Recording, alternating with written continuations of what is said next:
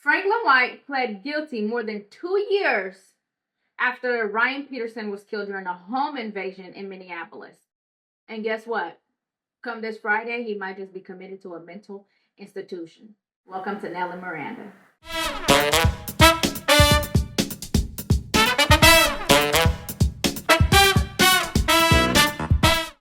We bring the news back here at home now to a terrifying crime that unfolded nearly 3 years ago when an Ohio man drove to Minneapolis to find a woman he was stalking, broke down her door and stabbed her husband to death right in front of her.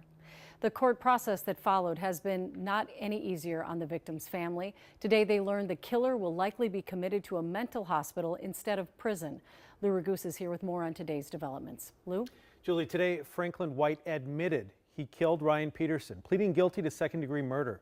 But on Friday, that will likely change to not guilty by reason of mental illness.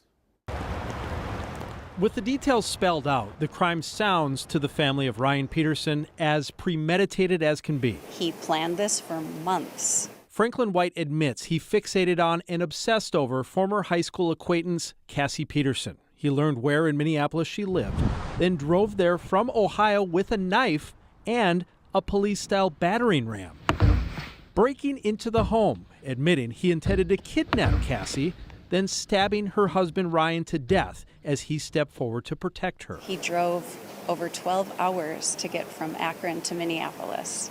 He had to cut off his ankle monitor, so he knew he was doing something wrong. It's very clear he knew exactly what he was doing. Ryan's mother, Janet, and brother, Kurt, have been told that after pleading guilty, White most likely will be committed to the state hospital in St. Peter rather than being sentenced to prison because of the results of 3 different mental evaluations. The case has dragged on in the courts since the August 2022 crime. At the state hospital, there's no minimum time frame for which we know he will be there, so there's no security for us. Ryan's wife is feeling so unsafe that she has moved out of the country because of how this is going to go. The Petersons say they will always remember Ryan as a hilarious, loving IT genius. I think the best way to describe him is just incredibly supportive. But they also say the court case has only added more weight to their trauma.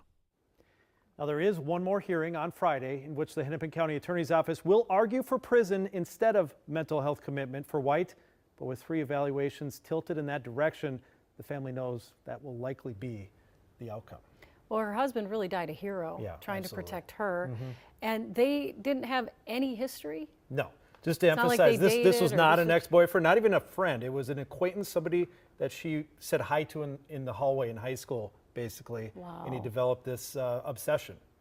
So And tragic. so, yeah, and Ryan's mom says, you know, these evaluations, they happen so far after the crime that's why she has such a hard time accepting that it accurately depicts what his mind was when the crime was committed. All right.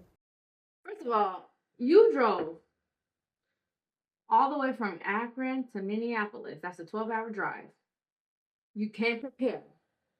You tracked down this person after all this time. From high school, someone you didn't even know, really? Someone you didn't interact with? Just because they went to your school doesn't mean you know them. What, she waved to you in class or in the hallway, and now you're just obsessed that you had to track this person down who was living a life, completely forgot that you even exist, if they even ever cared that you existed. You go all the way to Minneapolis, kill this person, and now you're insane. You put all that effort into getting this person, and now you're insane. First of all, who the hell was his lawyer? I mean, and what did he say? How did he act? What did he do to even be able to play insanity?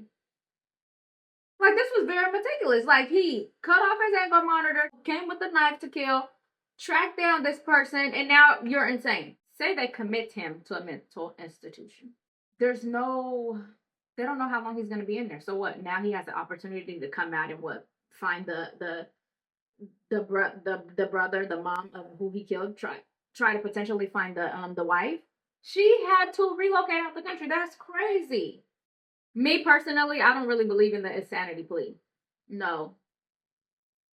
Because what happens is people do these heinous crimes and then be like, oh my God, I'm losing it. I'm crazy. No, you're not. You a damn fool, but you ain't that crazy. You're not insane. So, no, put this man in the jail. Put him under the damn jail because that's just ridiculous. It's so sad when, these heinous things are happening to like people who's contributing to society in positive ways. Like this person who, Franklin White, he's already a felon. You're wearing an ankle monitor. And now this same person, they might say, I might potentially just send you to a mental institution where you might get some medications and just be high off life. Like, no, this ain't even funny. So what are y'all thoughts on this? Should he be able to commit to a mental institution or should he go to prison? Let me know in the comments. Thank you guys so much for watching this video. Don't forget to subscribe and I'll see you in my next one. Bye.